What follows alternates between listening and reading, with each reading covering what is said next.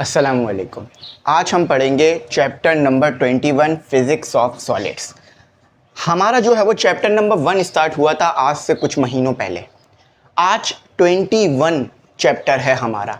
तो देखो ज़िंदगी कितनी तेज़ी में जो है वो हमारी गुजर रही है कि चैप्टर नंबर 1 से लेकर 21 कहाँ पर आ गए पता ही नहीं चला। और अब कुछ चैप्टर्स रह गए, उसके बाद फर्स्ट ईयर सेकेंड ईयर की फ़िज़िक्स आपकी कंप्लीट हो जाएगी MD कैट ई कैट के लिए। प्लेलिस्ट बनी हुई है, तमाम लेक्चर वहाँ मौजूद हैं। यकीन मानो अगर कोई बच्चा ये सोच रहा है कि मैं 5 चैप्टर फर्स्ट ईयर के कर लूँ स्टार्ट के और 5 चैप्टर फिज़िक्स के कर लूँ सेकेंड ईयर के, तो यकीन मानो पास नहीं हो सकते। ठीक है, फिज़िक्स के अंदर पूरी फिज़िक्स पढ़ के जानी है और ये लेक्चर आप लोगों के लिए बहुत आसान है। ठीक है, 21 लेक्चर हैं यानी 21 घंटे। ठीक है, हर लेक्चर 1 घंटे का है, तो पूरा चैप्टर एक्सप्लेन है, ज़रूर देखना। हर बार की तरह इस बार भी यही कहूँगा कि जो भी मैं कराऊँगा इस कॉपी में नोट डाउन कर लेना अपने पास। देखो मैं भी काम नोट डाउन करता हूँ, ठीक है, ताकि बाद में रिवीजन कर सकूँ और बाद में जब टेस्ट आ जाए या पेपर आ जाए तो पढ़ सकूँ।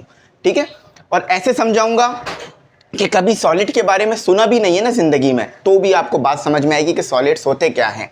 ठीक है, इससे पहले हम लिक्विड को, गैस को बहुत ज़्यादा डिटेल में पढ़ चुके हैं, मगर सॉलिड भाई ये कह रहे थे कि मेरी क्या गलती है, मुझे क्यों नहीं पढ़ रहा है, तो अब सॉलिड को पढ़ते हैं। सॉलिड कदरन थोड़ा आसान है, ज़्यादा आसान तो नहीं कहूँगा, थोड़ा आसान है लिक्विड और जो है वो गैस के मुकाबले में, क्योंकि यहाँ आपको बहुत ज़्यादा डिटेल में नहीं लेके जाया जाता, मेन चीज़ें पढ़ाई जाती हैं। चलो स्टार्ट करते हैं। एक छोटी सी बात कहूँगा, ग्रुप में हमारे ज़रूर ऐड हो जाओ। वो ग्रुप चल रहे हैं जिसमें जब यहाँ लेक्चर होता है ना तो उसके बाद ग्रुप में टेस्ट आता है, लाइव क्लासेस होती हैं। 4,500 रुपये सबसे कम फीस है ये MD कैट ई कैट की पूरे पाकिस्तान में। चेक करके देख लो, पूरे साल के लिए है जिसमें तमाम मटेरियल आपको मिलेगा। फ़ीस कम सिर्फ इसलिए रखी है कि भाई वो बच्चे भी पढ़ सकें जो कि अफोर्ड नहीं कर सकते हैं। ये फ़ीस इसलिए कम नहीं रखी है कि मयार नहीं है, मयार अल्हम्दुलिल्लाह है। हमारे जो नोट्स बनाने वाले हैं वो इंजीनियर हैं या डॉक्टर हैं या BS के ग्रेजुएट हैं, ठीक है, कंप्यूटर साइंस के या इलेक्ट्रॉनिक इंजीनियरिंग के, तो आप बेफिक्र होकर इनको फॉलो करो। हमने खुद भी इन्हीं चीज़ों को पढ़ के आगे गए हैं। चलो आओ स्टार्ट करते हैं। सॉलिड, देखो सबसे पहले तो समझो सॉलिड होता क्या है। देखो आपको ये तो पता है जो भी चीज़ सख्त है वो सॉलिड है, ये चीज़ आपके दिमाग में है। फॉर एग्जाम्पल मुझे भी आप सॉलिड कहोगे क्योंकि मैं भी एक सख्त चीज़ हूँ, मेरी हड्डियाँ सॉलिड हैं, ये पेन सॉलिड है, ठीक है, मगर ये सॉलिड बन क्यों गए? लिक्विड लिक्विड क्यों है, सॉलिड सॉलिड क्यों है, और गैस गैस क्यों है, वो कुछ और क्यों नहीं है? कभी दिमाग में ये सवाल आया है? अगर दिमाग में सवाल आया है तो इसके पीछे की वजह है पार्टिकल्स की अरेंजमेंट। आपसे अगर कोई भी ज़िंदगी में पूछ लेना बेटा ये बताओ ये सॉलिड सॉलिड क्यों है, तो आप बोलो सर पार्टिकल की अरेंजमेंट की वजह से। लिक्विड लिक्विड क्यों है, पार्टिकल की अरेंजमेंट की वजह से। और गैस गैस क्यों है, पार्टिकल की अरेंजमेंट की वजह से। आओ ज़रा मैं बताता हूँ। समझो ये आपके पास है पार्टिकल, यहाँ बना लेते हैं। समझो ये है आपके पास पार्टिकल, ये क्या है, सिंपल आपके पास पार्टिकल है। अच्छा अब एक पार्टिकल तो नहीं है हमारे पास, पूरी दुनिया में पता नहीं कितने पार्टिकल हैं, हमें पता भी नहीं है उसकी पूरी तादाद। तो हर चीज़ किससे मिलके बनी है? पार्टिकल से, एटम से मिलके बनी है। बेसिकली पार्टिकल कह लो और एटम कह लो, ठीक है। अक्सर जब इसको बड़े लेवल पे पढ़ाते हैं तो पार्टिकल का लफ्ज़ इस्तेमाल कर देते हैं। ये हमारे पास है पार्टिकल या एटम, और आपको पता है एटम की तादाद कई बिलियन ट्रिलियंस में होती है हमारे पास, ये बात आप अच्छी तरीके से जानते हो। हाँ, काउंट करने के फॉर्मूलास आते हैं, तो जब आप किसी चीज़ को पढ़ रहे होते हो तो काउंट कर लेते हो कि कितने एटम हैं या कितने पार्टिकल हैं। लेकिन ये बात आपको पता है कि हर चीज़ एटम से मिलकर बनी है, चाहे वो लिक्विड हो वो भी एटम से बना है। देखो समझो ज़रा, दिमाग खोलो, बात दिमाग में बिठाना शुरू करो चीज़ों को। पानी है वो भी एटम से बना हुआ है, उसमें भी एटम मौजूद है। सॉलिड है उसमें भी एटम मौजूद है। लिक्विड है उसमें भी एटम है। गैस है उसमें भी एटम मौजूद है।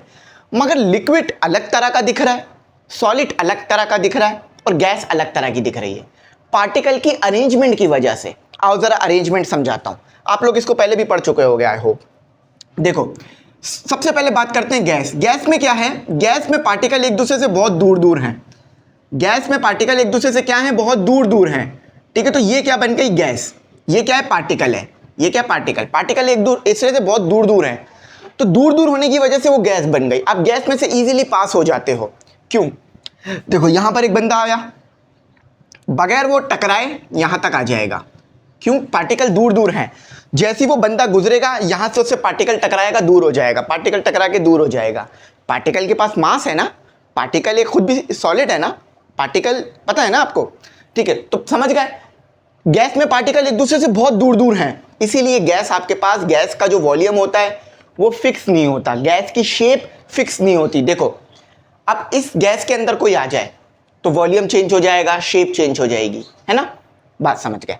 अच्छा अब आ जाओ बात करते हैं लिक्विड के बारे में।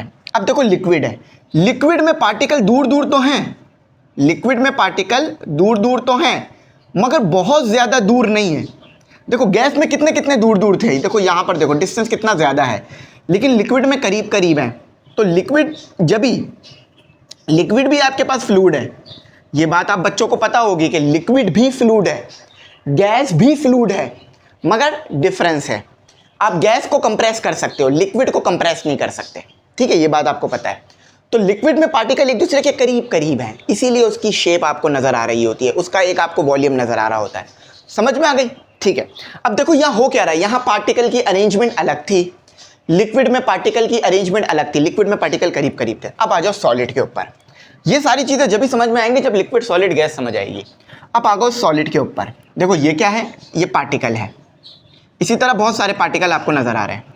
अब आ जाओ सॉलिड के ऊपर, सॉलिड में पार्टिकल एक दूसरे से मिले हुए हैं, ये काफ़ी एक जैसे लग रहे होंगे, सॉलिड में पार्टिकल एक दूसरे से मिले हुए हैं, ठीक है, इस तरह से टाइटली पैक्ड हैं। जब भी सॉलिड आपको इस तरह का नज़र आता है, देख रहे हो किस तरह का मैं शेप बना रहा हूँ, बेसिकली मैं कुछ और नहीं बना रहा, मैं पार्टिकल्स ही बना रहा हूँ, मगर वो पार्टिकल्स एक दूसरे से बहुत ज़्यादा करीब करीब आके मिले हुए हैं, इस तरह का शेप आपको मिल रहा है। देखो पार्टिकल्स हैं, एक और लाइन बना लेते हैं, आप भी बनाओ मेरे साथ, ठीक है, पार्टिकल्स हैं ये क्या है, पार्टिकल्स हैं, पार्टिकल है, पार्टिकल्स कह लो या पार्टिकल, ठीक है, ये पार्टिकल है आपके पास, ठीक है, समझ में आया। तो अरेंजमेंट की वजह से अगर पार्टिकल आप एक दूसरे से मिला दोगे, करीब करीब कर दोगे बहुत ज़्यादा, तो वो सॉलिड हो जाएगा, यानी इस तरह का नज़र आएगा। अगर पार्टिकल को एक दूसरे से दूर दूर कर दोगे तो वो गैस हो जाएगा। जैसे हमारे एनवायरनमेंट में गैस मौजूद है, कौन सी गैस है, ऑक्सीजन है, इसके अलावा कार्बन डाइऑक्साइड है, बहुत सारी गैसेस हमारे एनवायरनमेंट में मौजूद है। जो गैसेस, कुछ गैसेस यूज़फुल हैं, कुछ गैसेस हार्मफुल हैं, और हार्मफुल गैसेस कैसे आई, पोल्यूशन की वजह से आ रही हैं, ठीक है, समझ गए, हमारे एनवायरनमेंट में गैस है। अच्छा मेरे सामने एक बाल्टी रखी हुई है, उसके अंदर लिक्विड मौजूद है, समंदर में लिक्विड मौजूद है, दरियाओं में लिक्विड मौजूद है, लेक्स में लिक्विड मौजूद है, समझ में आ गई। तो तीनों में क्या डिफरेंस है, पार्टिकल का डिफरेंस है, यानी पार्टिकल की अरेंजमेंट का डिफरेंस है। यहाँ पर पार्टिकल एक दूसरे से बहुत करीब करीब मिले हुए हैं, यहाँ पर दूर दूर हैं, यहाँ पर जो है वो गैस के मुकाबले में दूर करीब करीब है, समझ गए। तो अब आप ज़िंदगी भर याद रखोगे इंशाल्लाह, ठीक है, इस इंशाल्लाह कह दिया तो ज़िंदगी भर याद रहेगा। अब आ जाते हैं गैस के बारे में, नहीं पढ़ना है, पीछे पढ़ चुके हैं, first law of thermodynamics, second law of thermodynamics और सब चीज़ें हम पढ़ चुके हैं। अच्छा लिक्विड के बारे में फ्लूइड स्टैटिक, फ्लूइड डायनेमिक्स में पढ़ चुके हैं। अब सॉलिड भाई बोल रहा है यार मैंने क्या बिगाड़ा है ऐसा, मेरे बारे में भी तो पढ़ाई करो। तो सॉलिड भाई टेंशन नहीं लो, अब हम हमारे आपके बारे में पढ़ते हैं, अब सॉलिड के बारे में पढ़ते हैं। देखो अब गैस में भी आपको पता है ना बहुत सारी जो है वो क्लासिफिकेशन और बहुत सारी चीज़ें आप पढ़ रहे हो, इसी तरह से सॉलिड में भी क्लासिफिकेशन है। अब देखो तमाम सॉलिड इस तरह के नहीं होंगे, तमाम सॉलिड इस तरह के नहीं होंगे, बेशक आपने कुछ सॉलिड्स को देखा होगा। फॉर एग्जाम्पल ये वाला सॉलिड देखो, ये वाला सॉलिड अलग है, ये वाला सॉलिड अलग है। इसी तरह आपके घर में गिलास रखा हुआ है, मैंने अभी थोड़ी देर पहले चाय पी थी, मैं आपको चाय का मग दिखा देता हूँ, ठीक है, ये वाला सॉलिड अलग है। देखो दोनों है तो सॉलिड है ना, दोनों है तो सॉलिड, मगर ये वाला सॉलिड अलग है, ये वाला सॉलिड अलग है, और इसके अलावा जो है वो हमारे पास मुख्तलिफ सॉलिड्स होते हैं। तो अब वो मुख्तलिफ सॉलिड्स कैसे मुख्तलिफ हो रहे हैं, देखो बेशक सारी आप सॉलिड्स के बारे में पढ़ चुके हो, भाई सख्त होंगे, फिक्स वॉल्यूम होगा, फिक्स शेप होगा, टेम्परेचर होगा और ये सब चीज़ें, मगर सॉलिड्स में भी टाइप हैं। अब कैसे, सॉलिड के अंदर भी, समझो ज़रा बात को, सॉलिड के अंदर भी एटम की मुख्तलिफ अरेंजमेंट हुई हुई है, जिसकी वजह से सॉलिड की भी टाइप्स बन जाती हैं। नहीं समझे, ज़रा समझते हैं। देखो इंसान है, दुनिया में तमाम इंसान हैं, चाहे वो अमेरिका में रह रहे हों, पाकिस्तान में रह रहे हों, किसी भी कंट्री में रह रहे हों, कहीं भी हों, दुनिया में बहुत सारे इंसान हैं, ठीक है, मगर अब उन इंसानों में टाइप्स आ गई। कैसे यार, ये अमेरिकन है, ये पाकिस्तानी है, ये मुस्लिम है, ये क्रिश्चियन है, इस तरह से मुख्तलिफ जो बन जाती हैं हमारे पास टाइप्स, समझाने के लिए बता रहा हूँ। इस तरह ये कराची वाला है, ये सिंध वाला है, या ये जो है पंजाब वाला है, ये लाहौर में रहने वाला है, रहने मुख्तलिफ जगहों के हिसाब से भी हमारे पास टाइप्स आ जाती हैं। तो टाइप्स है, ठीक है, समझ गए ना। इंसान तो सभी हैं, चाहे इंडिया में रह रहे हैं, पाकिस्तान में रह रहे हैं, अमेरिका में रह रहे हैं, इंसान है। अगर हम पूरी दुनिया में गिने तो हम उन्हें इंसान गिन रहे हैं, लेकिन फिर जब हम और नीचे आ रहे हैं, कंट्रीज़ के हिसाब से देख रहे हैं, तो वो अमेरिकन है, ये पाकिस्तानी है, ऐसा हो जाता है। ठीक है, इसी तरह से सॉलिड में भी है, इसी तरह से सॉलिड में भी है। सॉलिड तो सब है, चाहे ग्लास हो वो भी सॉलिड, रबड़ भी सॉलिड, इस तरह डायमंड भी सॉलिड, मगर अब उनमें भी क्लासिफिकेशन है। और उसकी वजह क्या है? पार्टिकल की अरेंजमेंट। जैसे गैस और सॉलिड और लिक्विड में पार्टिकल की अरेंजमेंट की वजह से वो तीनों अलग हो गए ना, इसी तरह से आगे भी यही हुआ है कि पार्टिकल की अरेंजमेंट की वजह से, मैंने यहाँ लिखा हुआ भी, पार्टिकल की अरेंजमेंट की वजह से मजीद अलग हो गए हैं। आ जाओ, सबसे पहले ये पढ़ लो सॉलिड क्या होता है। A solid is a type of matter, solid matter है, that has a fix shape, solid का फिक्स शेप है, वॉल्यूम है। The particle in a solid are packed tightly together. देखो पार्टिकल कितने ज़्यादा टाइटली पैक्ड है, एक दूसरे से कितने ज़्यादा मिले हुए हैं ना, ये इसकी अरेंजमेंट है। अच्छा, अब मजीद पार्टिकल की अरेंजमेंट की वजह से आपको 3 और टाइप्स मिलती हैं। बेसिकली ना लोग तो इन्हीं 2 को टाइप्स में गिनते हैं, मगर आपकी बुक में पॉलीमेरिक सॉलिड को भी टाइप बनाया गया है। सही है, एक अलग सॉलिड की टाइप बनाया गया है। अब आपको घर बनाना है तो आप प्लास्टिक से तो बनाना नहीं शुरू कर दोगे ना, आप सॉलिड की ऐसी टाइप ढूंढोगे जो मजबूत है, जिससे घर बनाया जा सकता है। समझ गए ना? तो सॉलिड में भी टाइप्स हैं, सॉलिड में भी क्लासिफिकेशन है, यानी मुख्तलिफ किस्म के सॉलिड हैं। वो क्यों हो रहा है? मजीद सॉलिड में डिफरेंस क्यों हो पा रहा है? सॉलिड में जो डिफरेंस हो रहा है वो अरेंजमेंट ऑफ पार्टिकल्स की वजह से। जहाँ भी पार्टिकल का जिक्र करूँ, आप इलेक्ट्रॉन के बारे में नहीं सोचना, प्रोटॉन न्यूट्रॉन के बारे में नहीं सोचना, आप एटम के बारे में सोचना। अभी हम एटम के अंदर स्टडी नहीं कर रहे हैं, अभी हम जस्ट एटम के ऊपर स्टडी कर रहे हैं। ठीक है, मजीद डेप्थ में जाना है तो क्वांटम फिजिक्स में चले जाओ, उसमें डेप्थ में जाते हैं। बात समझ आ गई कि सॉलिड में भी मुख्तलिफ एटम की अरेंजमेंट है। हर सॉलिड इस तरह का नहीं मिलेगा, मुख्तलिफ अरेंजमेंट अभी मैं आपको दिखाता हूँ।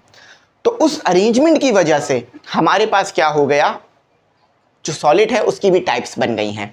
3 तरह के आपके पास सॉलिड्स हैं, और आप तीनों में ना पार्टिकल की अरेंजमेंट अलग अलग देखोगे। ठीक है, due to the arrangement of particle solids are classified in 3 types. बहुत आसान अल्फाजों में समझाता हूँ, बहुत आसान अल्फाजों में, मुश्किल करता ही नहीं हूँ। सबसे पहली टाइप जो सबसे ज़्यादा आपने पढ़नी है और आगे के चैप्टरों में भी पढ़नी है, जिसे आपने बिल्कुल भी इग्नोर नहीं करना, जब भी मैंने क्रिस्टलाइन सॉलिड को ज़्यादा डेप्थ में लिखा है, वो है क्रिस्टलाइन सॉलिड। उसके बाद है अमॉर्फस सॉलिड, उसके बाद है polymeric solid. Amorphous solid crystalline solid से मुख्तलिफ है, समझ लो बिल्कुल डिफरेंट है। फॉर एग्जाम्पल समझो 2 भाई हैं, अब दोनों भाई हैं यानी दोनों के जो पेरेंट्स हैं वो एक ही होंगे, मगर समझ लो ये दोनों के पेरेंट्स हैं सॉलिड, क्रिस्टलाइन सॉलिड और अमॉर्फस सॉलिड, दोनों के पेरेंट्स हैं सॉलिड, मगर ये दोनों बिल्कुल एक दूसरे से मुख्तलिफ होंगे। अब कैसे? आओ ज़रा मैं बताता हूँ कैसे। दिमाग में रहेगी ना ये बात कि पार्टिकल की अरेंजमेंट की वजह से सॉलिड में भी टाइप्स आ गई हैं। पार्टिकल की अरेंजमेंट की वजह से, अब वो किस तरह से अरेंजमेंट हो रही है बता रहा हूँ। सॉलिड में भी टाइप आ गई है। क्रिस्टलाइन सॉलिड, क्रिस्टलाइन सॉलिड एक ऐसा सॉलिड होगा जिसके अंदर जो पैटर्न है ना, एटम का जो पैटर्न है, यानी एटम्स के मिलने का पैटर्न, वो बहुत ज़्यादा डिफाइन होगा। आओ ज़रा समझाता हूँ।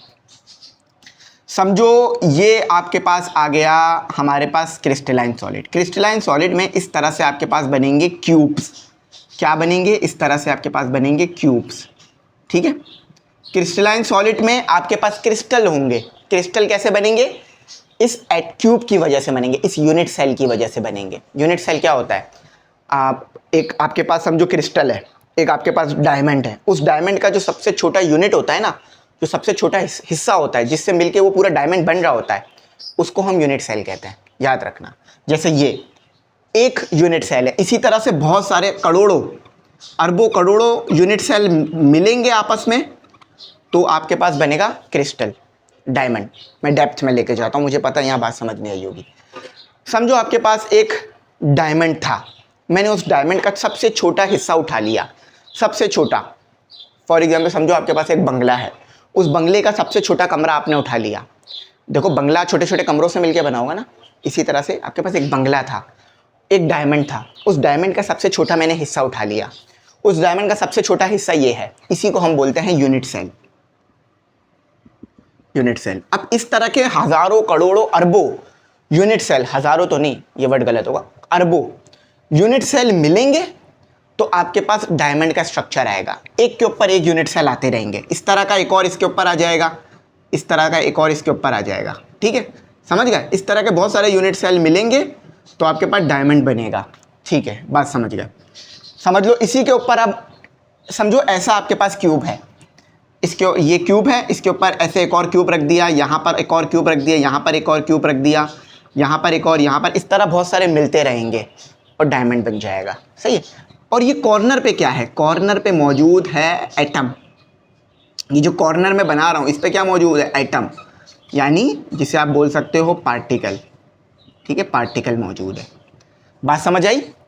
क्रिस्टल का स्ट्रक्चर कैसा होता है, आप देखो बड़ा डिफाइन है ना, आप बता सकते हो ये क्या चीज़ है, ये क्यूब है, ये बता सकते हो क्या है, ये भी सॉलिड है, मगर आप इसकी कोई शेप नहीं बता सकते।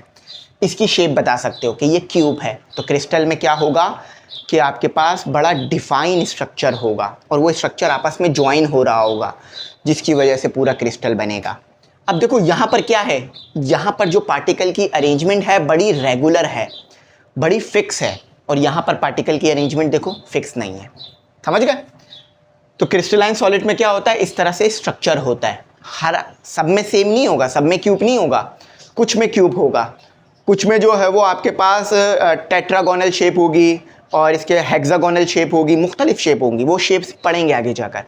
मगर सबसे आसान जो आपके पास क्रिस्टलाइन सॉलिड होता है उसमें होता है क्यूब, यूनिट सेल, क्यूब होता है, यूनिट सेल होता है जो कि हमारे पास क्यूब होता है।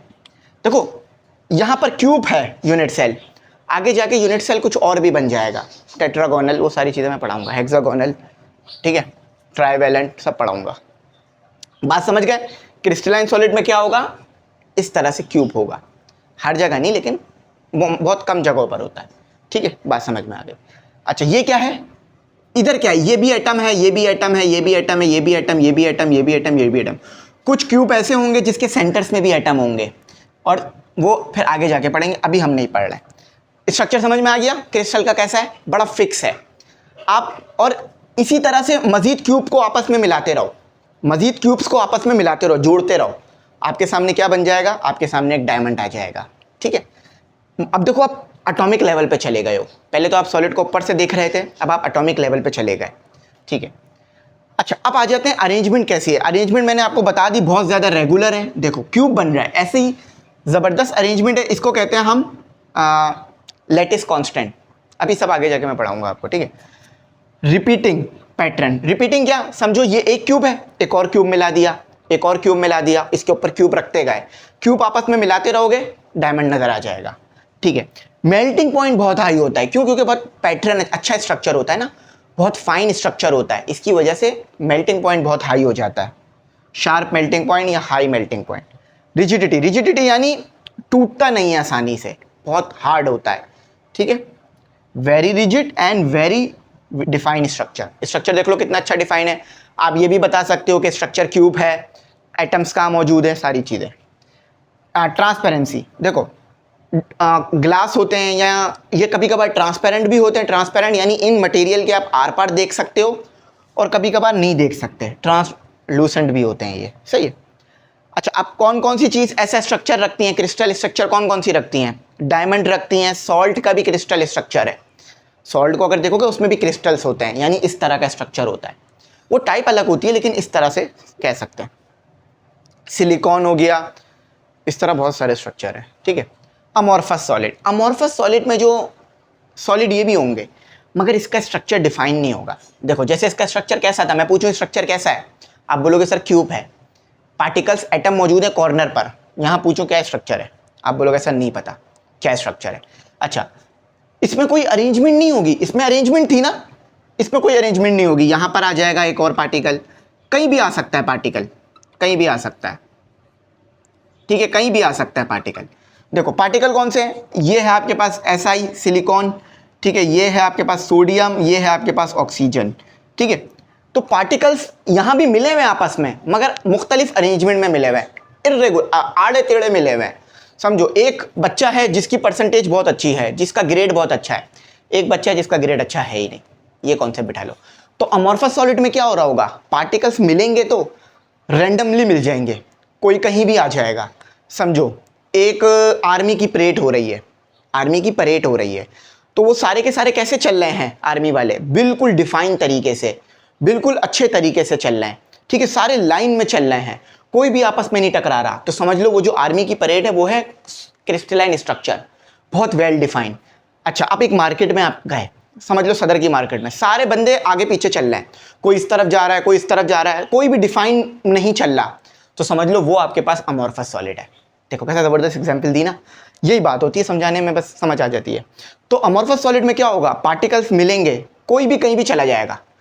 देखो सिलिकॉन यहाँ आ गया, यहाँ पर यहाँ आ गया, अब यहाँ पर यहाँ नीचे आ गया, कहीं भी आ सकता है सिलिकॉन, या यहाँ भी आ सकता था, कोई भी डिफाइन स्ट्रक्चर नहीं होगा, डिफाइन स्ट्रक्चर नहीं होगा, कहीं भी सिलिकॉन चला जाएगा, कहीं भी मिल जाएगा, ऑक्सीजन कहीं भी मिल जाएगा आपके पास जो है वो सोडियम, समझ गए। और अब जब इस तरह से अनडिफाइंड स्ट्रक्चर होगा, अच्छा ये रबड़ भी होते हैं, ठीक है, रबड़ भी इसी टाइप के होते हैं, अमॉर्फस होते हैं। अच्छा अब देखो बहुत अनडिफाइंड स्ट्रक्चर है, होते तो ये भी सख्ती हैं, मगर डिफाइन स्ट्रक्चर देखो एटॉमिक लेवल पे जाके देखो तो बहुत अनडिफाइंड स्ट्रक्चर है, ठीक है। और पार्टिकल्स में कोई अरेंजमेंट नज़र नहीं आ रही। अब सिलिकॉन यहाँ तो आ गया, अब मुझे क्या पता, देखो यहाँ एटम आ गया, अब मुझे पता है थोड़ी देर बाद एटम यहाँ आएगा, अब इसके बाद दोबारा इतने ही डिस्टेंस पे यहाँ पर एटम आ जाएगा, मुझे पता चल रहा है, लेकिन यहाँ पता ही नहीं चल रहा, यहाँ एटम आ गया, अब यहाँ आ गया, अब यहाँ आ गया, कहीं भी आ गया, पता ही नहीं चल रहा, ठीक है। An amorphous solid is a solid where the particles are not arranged in a regular pattern। कोई पैटर्न नजर नहीं आ रहा, आड़े टेढ़े मिले हुए। अच्छा, दे लुक सॉलिड, ये सॉलिड तो हैं, but they are irrelevant structure, structure अजीब सा है। इसमें स्ट्रक्चर कितना अच्छा था, इसमें कितना अजीब सा आ गया, ठीक है।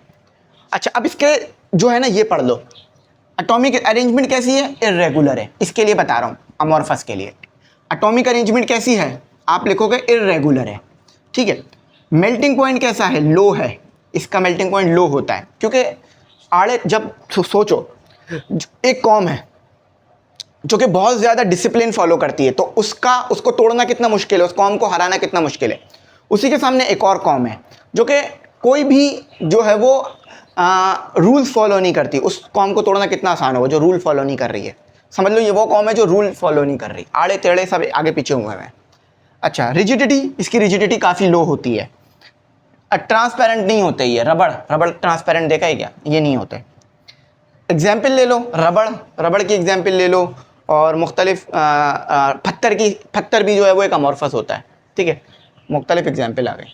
अच्छा अब आ गए एक और पॉलीमेरिक सॉलिड, इसके बारे में ज़्यादा डेप्थ में नहीं पढ़ा जा रहा आपकी बुक में, बस इन दो को बहुत डेप्थ में लेके जाया जा रहा है, लेकिन मैं बता देता हूँ। पॉलीमेरिक सॉलिड एक ऐसे सॉलिड होते हैं जिसमें मोनोमर्स होते हैं, जैसे मोनोमर्स, ये मोनोमर्स कहलाते हैं, ये जो होते हैं ना पार्टिकल्स की छोटी छोटी अरेंजमेंट, इसे मोनोमर्स कहते हैं।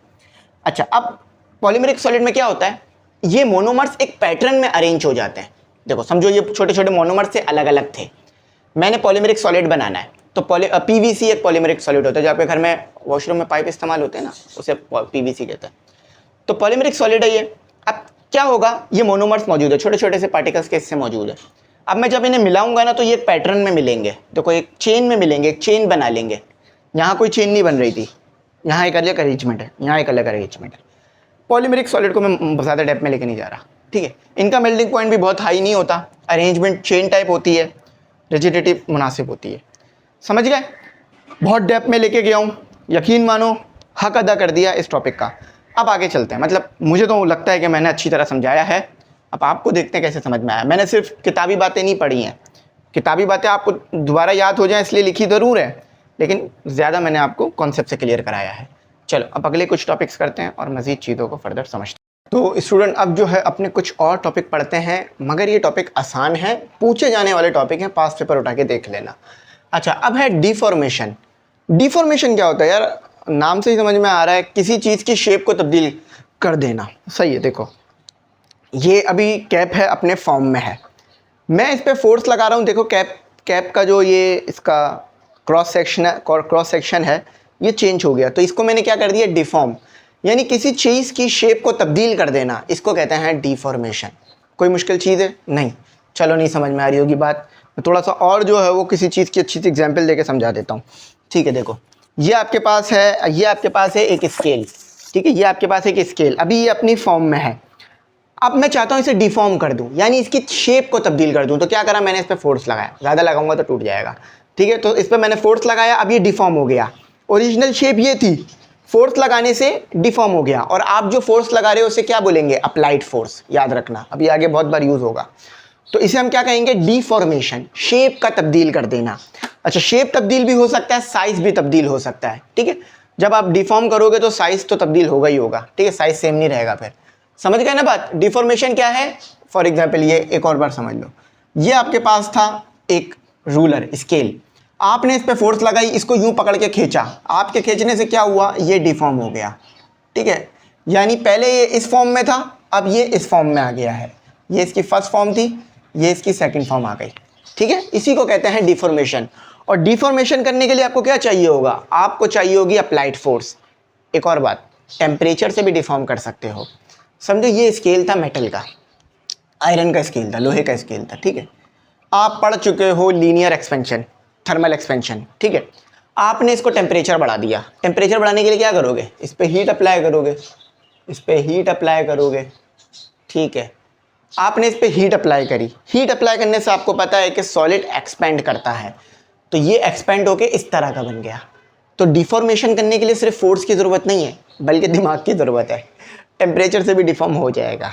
सही है, तो इसको दिमाग में रखना। अक्सर पूछ लिया जाता है कि हमें कोई मटेरियल को डिफॉर्म करना है, तो इनमें से कौन सी चीज़ अप्लाई करें? तो वहाँ पे लिखा होता है टेम्परेचर। अच्छा, तो टेम्परेचर से भी आप डिफॉर्म कर सकते हो इन अ मटेरियल। और टेम्परेचर बढ़ना यानी हीट दोगे तो ही टेम्परेचर बढ़ेगा ना, इसको दिमाग रखना। In a material science deformation refers to modification. Modification का मतलब चेंज करना, तब्दीली करना मटेरियल में, ऑफ द शेप और साइज। शेप भी चेंज हो सकता है, साइज भी चेंज हो सकता है। अब देखो यहाँ शेप भी चेंज हो गया, शेप समझ लो रेक्टेंगल है, यहाँ भी रेक्टेंगल है, ये भी रेक्टेंगल है, मगर साइज चेंज हो गया। तो डिफॉर्मेशन में शेप भी चेंज हो सकता है, साइज भी, या सिर्फ शेप या साइज। ठीक है, अप्लाइड फोर्स की मदद से, फोर्स की मदद से डिफॉर्म करके दिखाया अभी मैंने आपको। और साथ ही साथ चेंज इन टेम्परेचर, टेम्परेचर में चेंज आने की वजह से भी डिफॉर्मेशन हो सकती है। दिमाग में रखनी है इस बात को। अब आ जाते हैं डिफॉर्मेशन इन वन डायमेंशन। अब वन डायमेंशन से क्या मुराद है? सिर्फ लेंथ तब्दील होगी, हाइट ब्रेथ तब्दील नहीं होगी। इधर देखो, इधर तो आपको शायद हाइट तब्दील होती हुई नजर आ रही होगी, इसकी हाइट को तब्दील नहीं करते। ठीक है, ये लो, क्या तब्दील हुई? लेंथ। देखो यहां पर लेंथ क्या थी? यहां पर लेंथ थी आपके पास L1, यहां पर लेंथ क्या आ गई आपके पास? L2। समझ गए? तो डिफॉर्मेशन इन वन डायमेंशन से क्या मुराद है? सिर्फ एक चीज तब्दील होगी, या लेंथ तब्दील होगी, या हाइट, या ब्रेथ। फिर बोल रहा हूं, सिर्फ एक डायमेंशन बदलनी चाहिए। देखो ये एक्स एक्सिस है ना, तो अगर सिर्फ लेंथ में तब्दीली आएगी तो वन डायमेंशन होगी ना।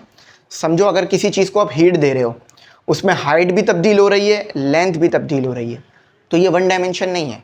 ज़रा समझा देता हूँ वन डायमेंशन का मतलब क्या है। समझो ये आपके पास एक रॉड है, ठीक है, आपने इसको हीट दिया, ये डिफॉर्म होना शुरू हुआ, हाइट सेम रही, मगर सिर्फ लेंथ बढ़ गई। तो ये क्या हुआ? ये डिफॉर्मेशन इन वन डायमेंशन, सिर्फ लेंथ में तब्दीली आई। देखो सिर्फ चेंज किस में आया? लेंथ में आया। हाइट में कोई चेंज नहीं आया, ब्रेथ में कोई चेंज नहीं आया। ठीक है, अच्छा अब इसे हम कहेंगे डिफॉर्मेशन इन वन डायमेंशन। सिर्फ लेंथ में चेंज आना, हाइट और ब्रेथ में कोई चेंज नहीं आना। फॉर एग्जाम्पल एक और एग्जाम्पल ले लेते हैं। यहां पर क्या हुआ? यहां पर लेंथ में भी चेंज आ गया, हाइट में भी चेंज आ गया। यहां पर क्या हुआ? यहां पर लेंथ में भी चेंज आ गई।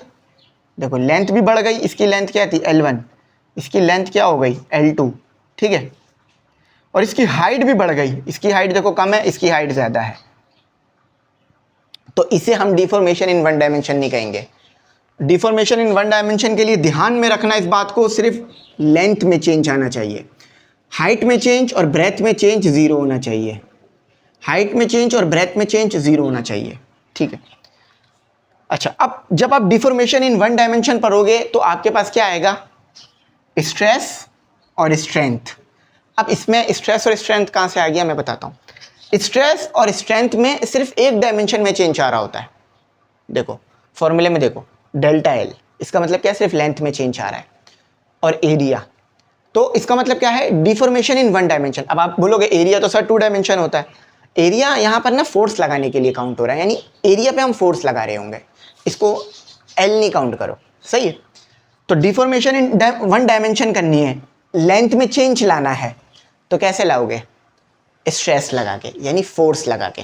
मैं स्ट्रेस और स्ट्रेंथ को अच्छी तरह समझा देता हूँ। ये फॉर्मूला देखो, ये प्रेशर का है ना, मगर इसे प्रेशर कब बोलते हैं, जब हम गैस के ऊपर काम कर रहे होते हैं। गैस है हमारे पास, गैस पे हम काम कर रहे हैं, तो हम इसे कहेंगे प्रेशर। लेकिन अब तो हम सॉलिड पे काम कर रहे हैं, तो क्या अब भी इसे प्रेशर कहें, नहीं, अब इसे कहेंगे स्ट्रेस। मैं अक्सर बच्चों से पूछ लेता हूँ स्ट्रेस का फॉर्मूला, वो परेशान हो जाते हैं।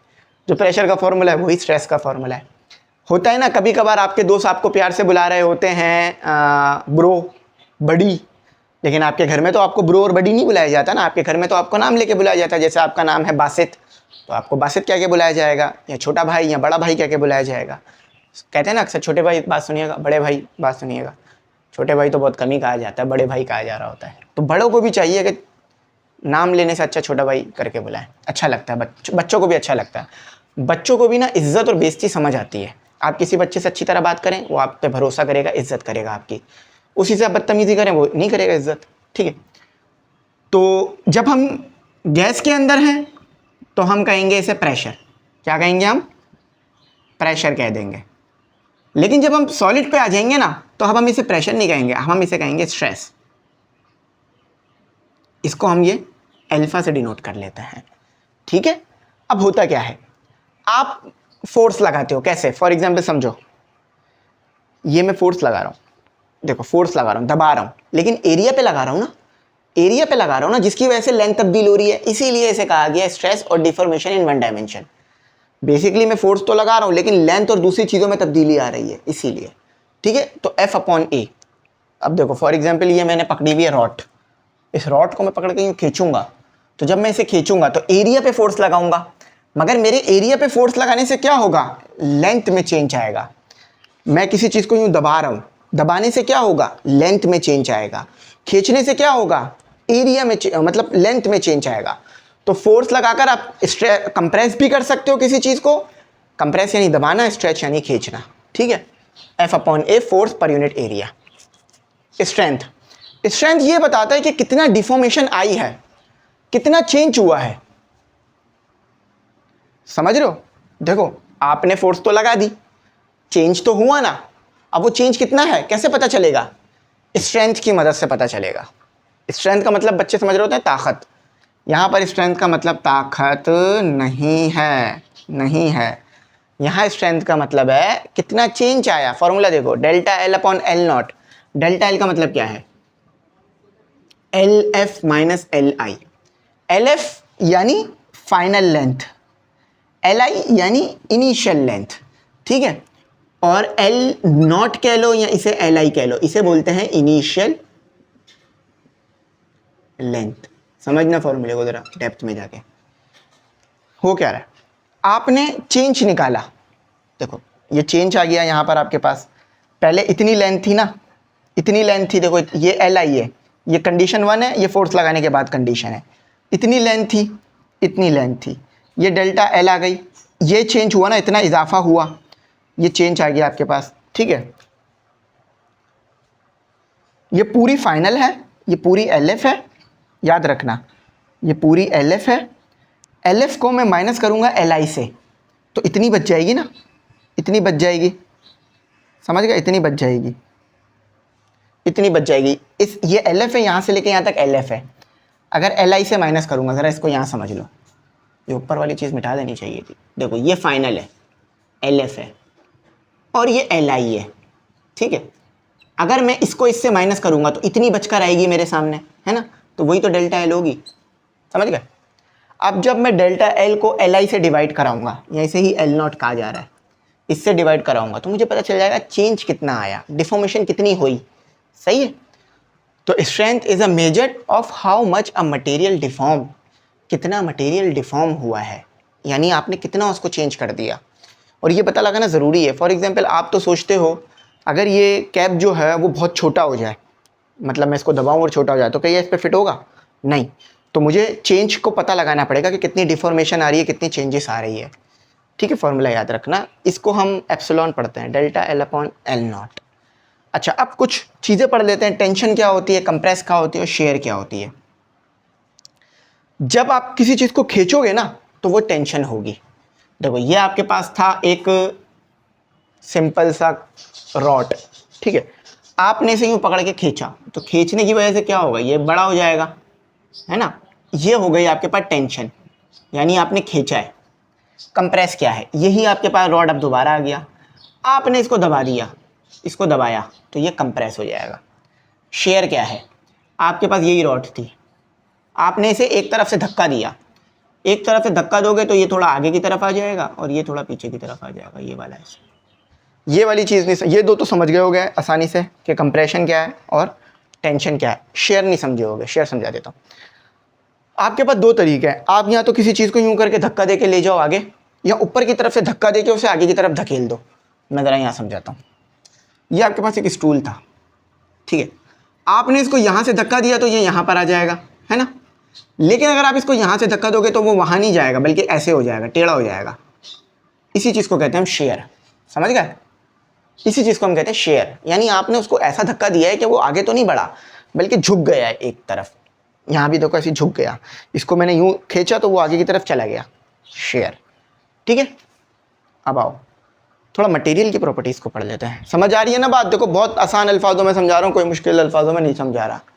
Share is a measure of how much a material deform, stress और compress when a force applied. Material properties of solid, sorry mechanical properties.